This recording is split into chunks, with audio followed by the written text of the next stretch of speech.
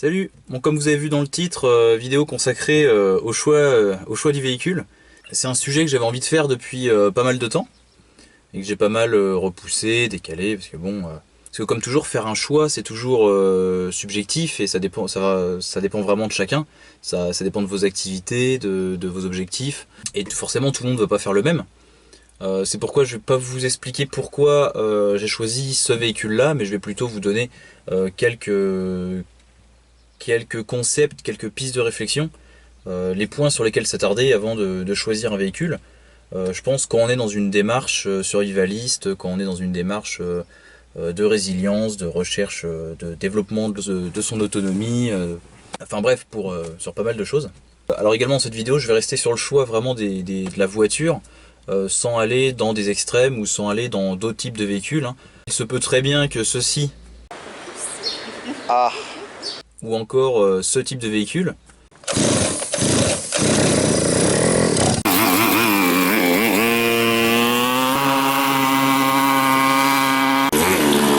soit votre choix de véhicule survivaliste, mais ça va pas être ma démarche. C'est pas mon point de vue, donc je vais rester sur le choix vraiment de la voiture, véhicule traditionnel de monsieur madame tout le monde, et donc véhicule de base qui va pouvoir s'intégrer dans une démarche survivaliste. Donc il y a plusieurs points sur lesquels s'attarder, sur lesquels réfléchir quand on choisit son véhicule ou avant d'en utiliser un. Ils se valent tous à peu près. Ça va être à vous de juger lesquels sont plus importants pour vous que d'autres et d'éventuellement faire quelques concessions sur certains points si d'autres vous paraissent beaucoup plus importants, beaucoup plus pertinents dans votre démarche. Donc il n'y a pas de hiérarchie dans les points que je vais vous énoncer, c'est simplement une liste. Donc le premier point, ce serait l'autonomie en carburant. Donc ça va être lié à deux choses. Bien sûr au volume du réservoir, mais également à la consommation en litres au 100 km. Pour moi, c'est un choix extrêmement important. Avec un plein, je veux être capable de faire le maximum de kilomètres possible, d'avoir le maximum d'autonomie possible. Et donc forcément, la consommation du véhicule joue beaucoup dessus.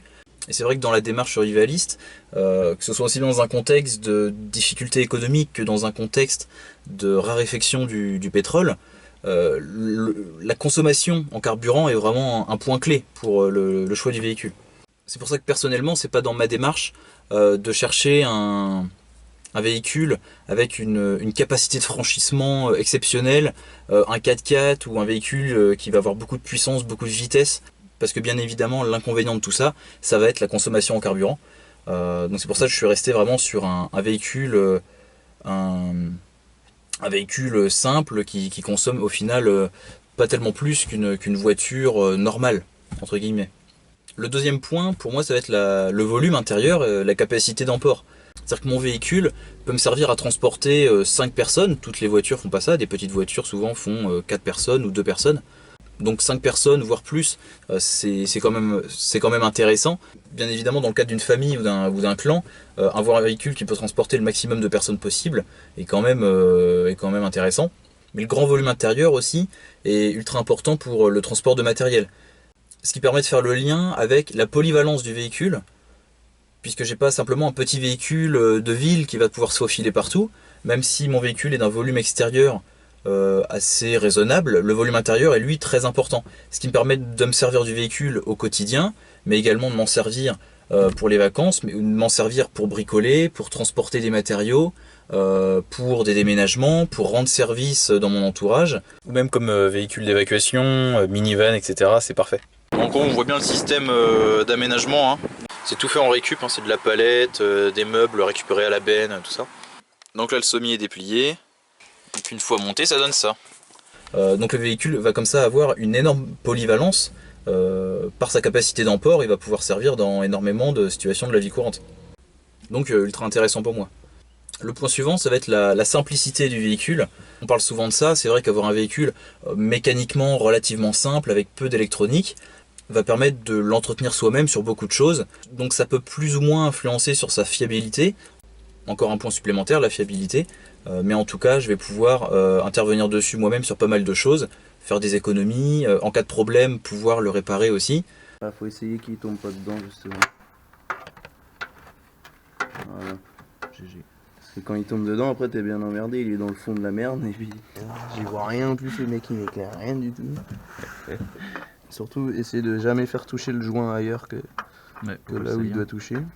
Donc sa fiabilité et sa simplicité sont tous les deux liés, et ensemble font le lien avec la résilience du véhicule. Donc ensuite, il y a bien évidemment l'idée d'un véhicule assez solide, assez durable, quelque chose qui va quand même pouvoir durer des années sans avoir plein de pannes liées à de l'électronique ou à de la bouine. Donc là, ça va vraiment dépendre d'une marque à l'autre et d'un véhicule à l'autre. Je pense qu'à ce niveau-là, j'ai pas forcément le meilleur véhicule possible, mais ça reste relativement acceptable pour mon usage actuel et mes besoins en termes de véhicule. Alors ensuite va également y avoir l'idée d'avoir un véhicule relativement répandu, et si possible national. Moi par exemple, étant donné que je suis en France, eh bien, j'ai un véhicule français et de plus très répandu en France. Ça me permet d'avoir facilement de la pièce détachée, des pièces d'entretien, étant donné que c'est un véhicule qui a été produit à plus d'un million d'exemplaires. Il est ultra répandu dans le pays et j'ai facilement de la pièce à la casse ou des pièces chez les garagistes. Donc pour la France, ça va être Renault, Peugeot, Citroën, voilà. Au niveau européen, ça peut être un véhicule du groupe Volkswagen par exemple. Étant donné que je crois qu'ils ont donc Volkswagen, Seat et plein d'autres marques, au niveau européen, ça peut être assez intéressant. Donc ça peut être une bonne idée de rester sur des véhicules vraiment ultra répandus dans notre coin et de marques très, très présentes. Ça facilite pas mal de choses. Cette idée-là, en plus d'un véhicule ultra répandu, peut faire le lien avec la discrétion. Comme on va avoir l'homme gris, on va avoir la voiture grise. Pour ceux qui voient le concept, c'est vrai qu'un véhicule très répandu, très simple, de monsieur, madame, tout le monde, qu'on voit vraiment à tous les coins de rue, attirera pas l'attention. Bon après pour l'idée de la discrétion, vous allez me dire ah mais Vic, t'as peint ta voiture en camouflage, c'est nul à chier, tu racontes de la merde. Bon je sais, arrêtez. Je vous parle de concept, c'est vraiment dans l'idéal. Faut aussi se faire plaisir à côté et bon je fais ce que je veux. Si vraiment il y a un problème nécessitant d'avoir la discrétion optimale, ça me prend que 2-3 heures pour repeindre le véhicule, donc c'est pas un problème. Donc après il y a aussi les idées de sécurité, de fiabilité. Donc ce qui permet de faire le lien avec la question de l'âge du véhicule.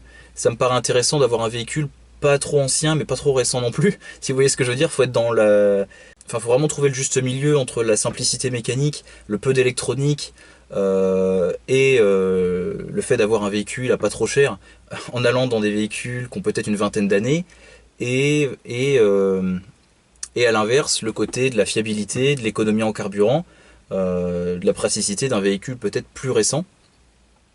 Donc faut comme ça trouver le juste milieu. Donc personnellement je suis sur un véhicule qui a presque 20 ans. Ça continue à faire le travail et c'est le juste milieu entre ces différentes notions. Donc il y a encore plein d'autres sujets à creuser, par exemple l'idée d'avoir un véhicule suffisamment puissant, suffisamment haut, peut-être roue motrice pour pouvoir faire du franchissement, etc. Là on est dans des choses qui peuvent correspondre à beaucoup et qui vont parfaitement s'adapter avec leur cadre de vie. Peut-être que vous allez avoir des besoins spécifiques comme ça. Donc personnellement c'est des options dans lesquelles je ne me suis pas complètement penché pour l'instant, même si j'ai quand même fait le choix d'une version de mon véhicule un petit peu plus puissante que celle de base et plus rehaussée que celle de base, ce qui permet de faire un peu du tout chemin, de passer au-dessus de branches, etc., grimper des trottoirs, des choses comme ça. Donc c'est pas non plus un 4x4, mais vous voyez l'idée, on n'est pas seulement sur une version routière et urbaine, mais un petit peu plus campagne.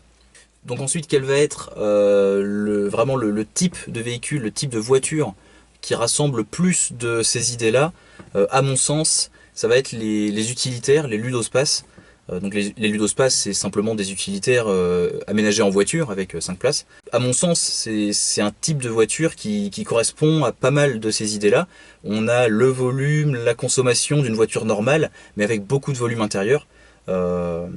Et si on est sur des modèles d'il y a quelques années, on retrouve l'idée de simplicité mécanique. Donc à mon sens, c'est un type de voiture assez intéressante pour nous. C'est pour ça que personnellement je suis sur un Kangoo. Mais il y en a plein de possibles, que ce soit Express, C15, Partner, Berlingo, Caddy, etc., etc. Il y en a énormément.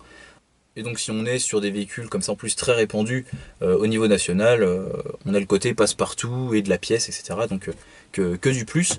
Donc pour un survivalisme du quotidien, si vous voyez si vous voyez où je veux en venir, ça correspond parfaitement. On a un véhicule tout à fait capable, utile, très polyvalent, et donc un bon choix pour pas mal de choses. Donc après vous pouvez très bien me dire oui mais s'il y a des zombies ou si c'est la guerre, moi je préfère prendre un 4x4, un pick-up, j'en fais un technical ou je prends un VAB, je sais pas quoi.